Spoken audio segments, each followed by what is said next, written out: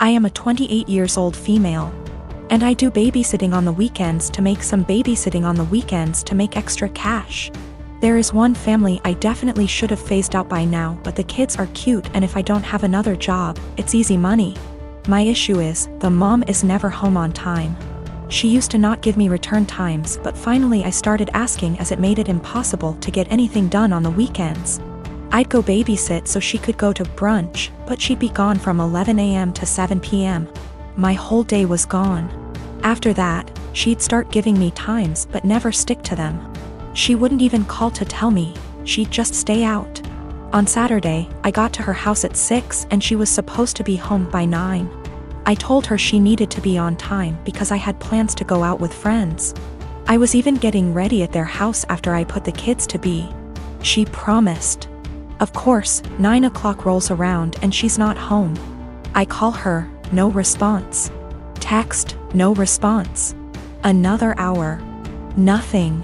Still calling and texting. Finally, it is midnight. By this point, my plans are long ruined, but I'm pissed and exhausted. I call her and leave a voicemail saying if she's not home in the next hour, I'm considering the kids abandoned and calling the cops.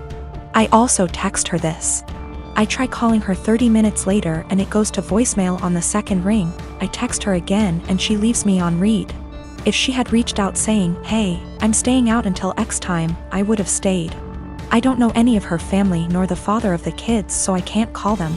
I gave her a grace period of 15 minutes and tried calling again, finally called the cops, non-emergency line. They showed up and I showed our agreement in text from earlier in the week confirming that she'd be home by 9. They tried contacting her, didn't answer. I was dismissed and they took the children to the police station. I go home and go to bed. I am awoken at 3 a.m. by a frantic call. It's her. Where are the kids? Why am I not here? I tell her I followed through on my threat, check the police station. She cursed me out, I hung up and went to bed. The next day, she sends me an essay saying the kid's father was called and there's a DCF investigation launched against her. She called me every name under the sun, but I didn't think I was wrong until I spoke to a friend with kids. She said I should have just waited it out and refused to ever sit for her again. She asked if her potentially losing her kids was worth me being petty.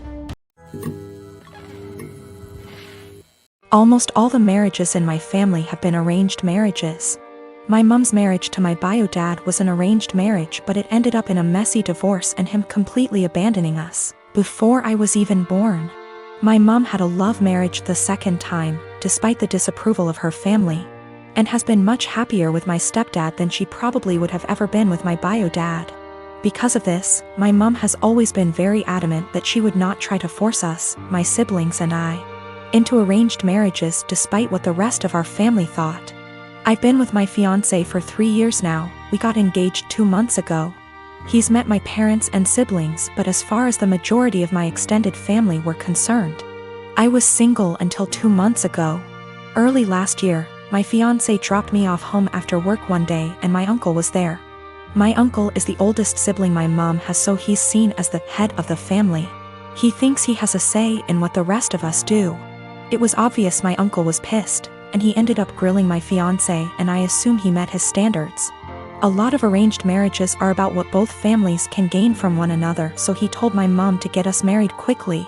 He wanted to make it look like we had an arranged marriage before the rest of our family found out. My mom ignored him and told us to keep dating if it's what we wanted. Over the past year, he's mentioned me getting married to my mom every single time he's spoken to her. Apparently, my uncle assumed just because he'd given the order that we were going to get married soon.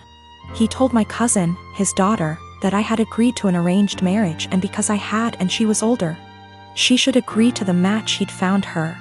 My cousin never mentioned this to me, but she did agree to marry the man my uncle found for her. They got married late last year. They haven't had a good marriage and my cousin is very unhappy.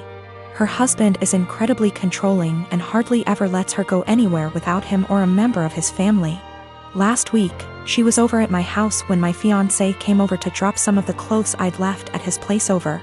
When I told my family about my engagement, they all assumed it was an arranged marriage and I didn't bother clarifying because it really isn't anyone's business. You don't tend to do sleepovers if you're having an arranged marriage, so my cousin knew immediately it wasn't what she assumed. She started asking me questions about my relationship and I answered honestly. She got really angry at me and kept demanding to know why I didn't tell her about him. The thing is, I'm very close to this cousin, but I also know how our family is about dating, and I didn't want my male cousins trying to strong-arm my fiancé. They've jokingly threatened this before. She pretty much blamed me for her arranged marriage and said she only agreed because she thought I was going to have one too, and if I had told her I had a boyfriend, she would have had the courage to stand up to her family. She hasn't spoken to me since. I do feel bad for her. I know how unhappy she is, but if she had mentioned what my uncle told her earlier, I would have clarified. I don't want this to be the end of our relationship, but I don't know what I can do to fix this. I met this guy about 18 months ago, and we've been together since. He knows about my employment history, and he said that he has no issue with it.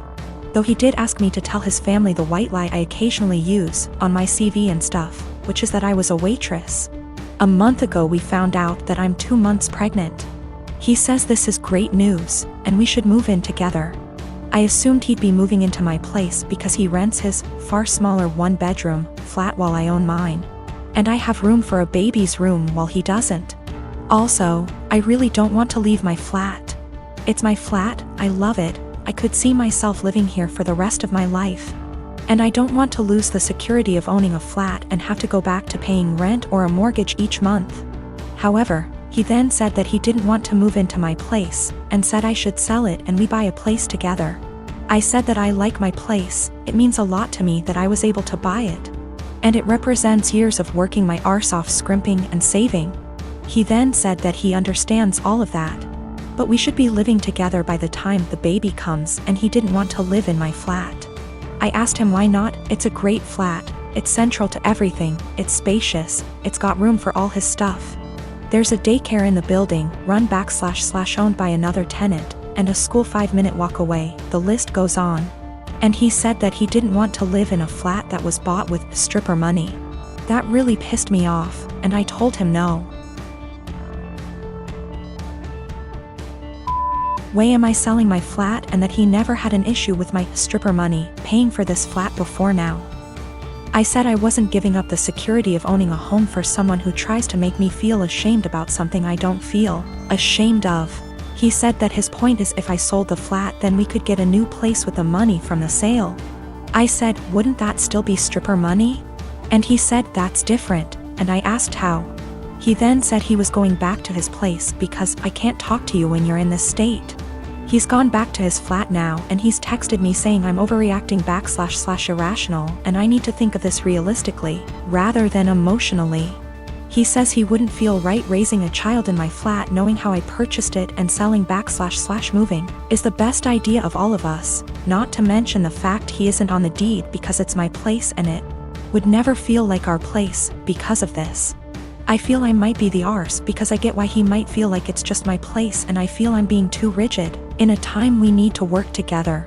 Plus I spoke to my sister and she sided with him, so 2 out of 3 people think I'm in the wrong here. I dumped him. There was a whole conversation, and during the conversation he said he didn't want to be a parent if I wasn't willing to do everything he wanted, including sharing a house / deed, plus staying together.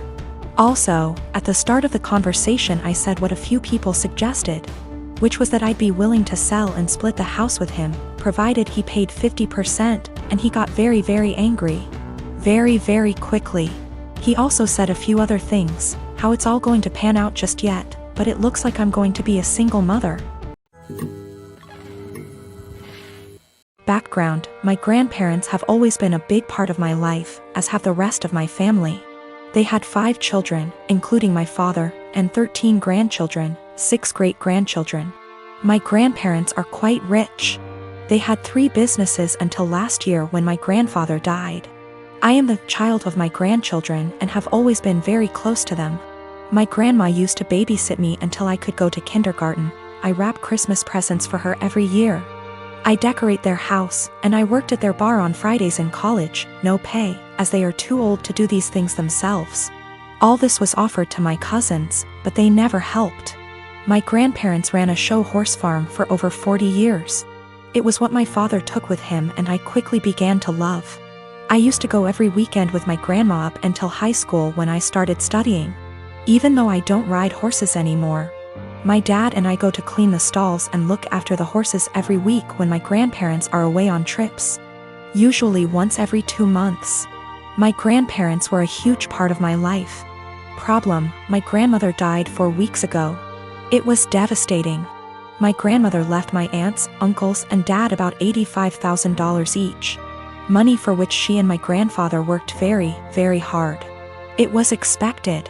What was not expected was that they would leave me just over $45,000 along with some other valuables. I was honestly shocked. All my cousins received about $2,000 each and a few trinkets. Obviously you can see where it was going. My aunts and uncles were at the reading when I was told, so they told their children. Everyone except the parents is furious. My cousins, who are already adults, demand that I divide them equally. I don't feel like I should. I was very close to my grandparents and did a lot for them, but it's hard. My family is very tight-knit and we have holidays / monthly parties / dinners / etc. together, every year. I never expected money to tear us apart. This money can change a lot for me. I could pay off my $10,000 student loan and put the rest into my upcoming wedding / future kids / savings account. A small part of me wants to share it equally, just to have everyone together. But there was a reason they left this to me. They didn't do it to hurt anyone. I was the only one who visited them and helped them. None of them took the time to see them, except for family gatherings. But no one understands this except my parents. It seems to me that I alone destroy the family. My aunts and uncles won't talk to my father until I split the money, and my cousins won't talk to me. I only have a student loan and a car payment, so I don't have much debt, but it could give me a comfortable future. They all keep throwing in my face that they have families, house payments, college to pay for, etc. They keep saying I've been planning this for a long time, but I really didn't. I loved my grandparents. My fiancé tells me to forget about them and do what's best for me, but I'm a big family man. I don't want to split the money, that could really help me, but I feel like they can play with me, forcing me to choose between them and this.